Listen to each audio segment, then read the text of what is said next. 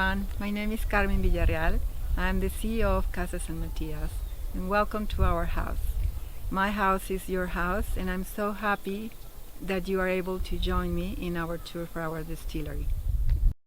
As you enter the distillery, this first area you'll see here is where they prep the agave. They chop the agave, the piñas in half, and then they take out the little bittering parts. You can see the bittering parts are laying there on the ground, the little slivers there.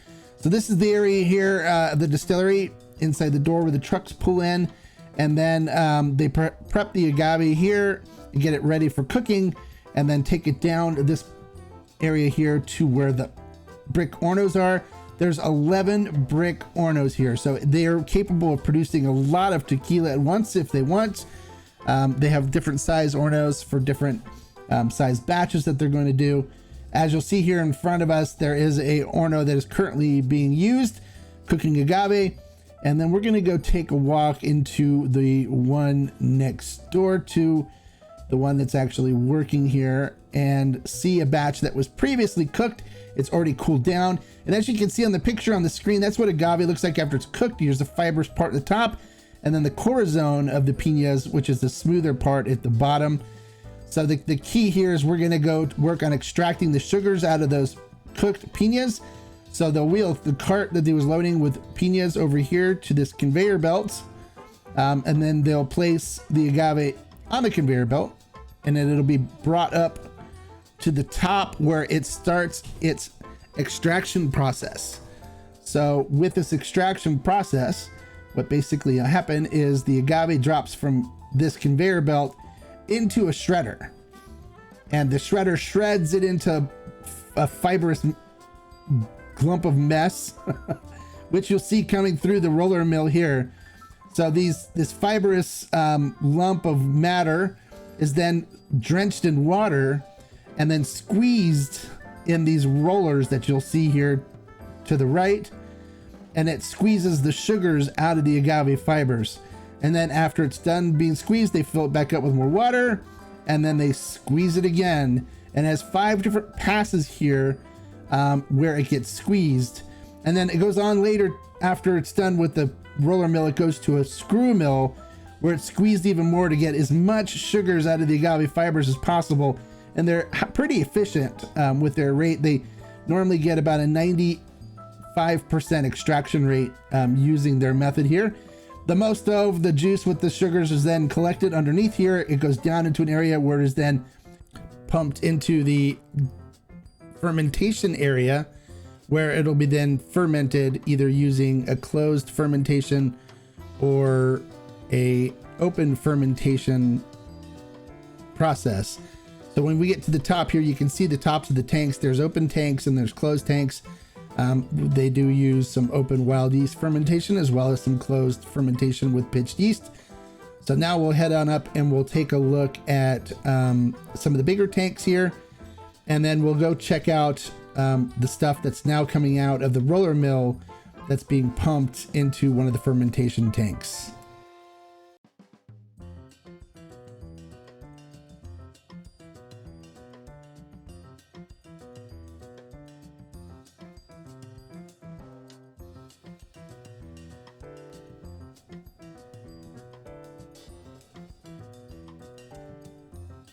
So here you see the mosto from that roller mill right now being pumped into a fermenter where it's actually already started fermenting. You can see some of the foam on the top of it. It starts fermenting pretty quickly upon being put into the fermentation tanks. This is an open air fermentation. It's going to happen here. And it just smells wonderful. If you're here at the distillery, it just smells amazing. So after it's done fermenting, it then goes to the distillation area. These are the primary distillation stills. They're stainless steel stills with copper coils, and you'll see they have quite a few of them here. They'll do the first distillation here, which then is pumped into this tank, and then they prepare it for the second distillation where it will come out the final product. So as we head to the end here, we'll head over to where the secondary distillation area is, and here we go. These two stills here are where they do the second and final distillation. And then the tequila is collected in these tanks here in the front and sent off for bottling. So this is the second distillation area. All of them they use are stainless steel tanks with copper coils.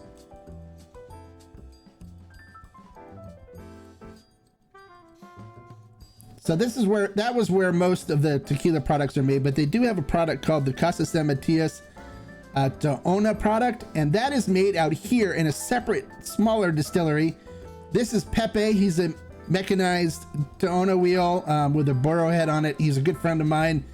I get to know him quite well. But here's where they make the Casa San Matias Taona products.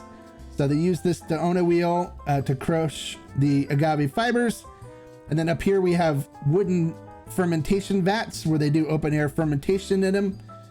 They're cleaning them right now. It's under maintenance. So that's not tequila in there. That's just maintenance, cleaning water.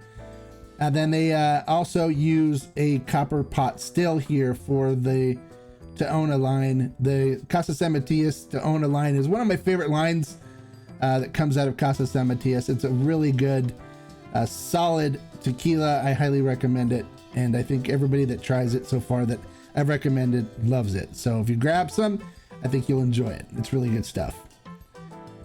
So then after that, we head over to the Hacienda. That's where the bottling line is here. So they just put in a new 50 milliliter bottling line. So that's what we see here inside the Hacienda on the way to check out the barrel room.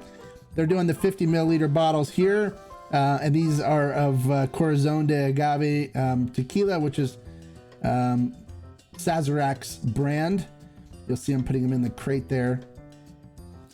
And then Casa San Matias has a huge barreling area. They do a lot of aged expressions. So you can see there's all kinds of barrels here, ranging from barrels they've gotten from Buffalo Trace Distillery, as well as some French oak barrels they use for both Raysal and for San Matias Gran Reserva. But they have a huge amount of barrels here, a huge amount of tequila aging. And we got a really special project that'll be coming up soon that I can't wait to tell you guys about. That's made with some of the stuff that they use here aging in these barrels. So I'm really excited about that. So make sure you subscribe to the Tequila Hombre channel to find out more about this particular project. So that's the barrel area in the Hacienda. Then we'll head over to the bottling area. This is their high-speed bottling line. And right now they're bottling, I believe this is Corazon de Agave Blanco. So they're able to process a large amount of bottles at a time here on this particular line. And so you can see them just moving through and processing all the bottles. It cleans them first, rinses them out with tequila, and then fills them and then caps them here. And then it heads over to quality control, which will look at the bottle, make sure the fills are right, make sure everything looks good on the bottles, and then they're labeled. And we'll see that here heading over to quality control. They inspect the bottle.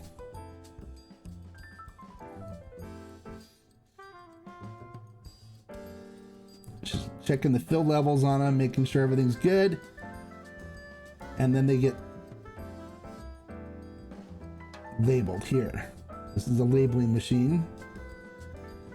And now you can see the Corazon de Agave labels on the bottles.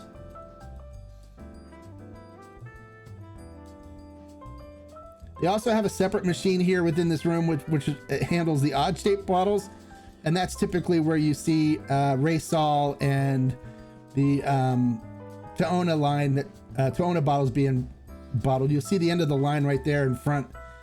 So those are for the different shaped bottles.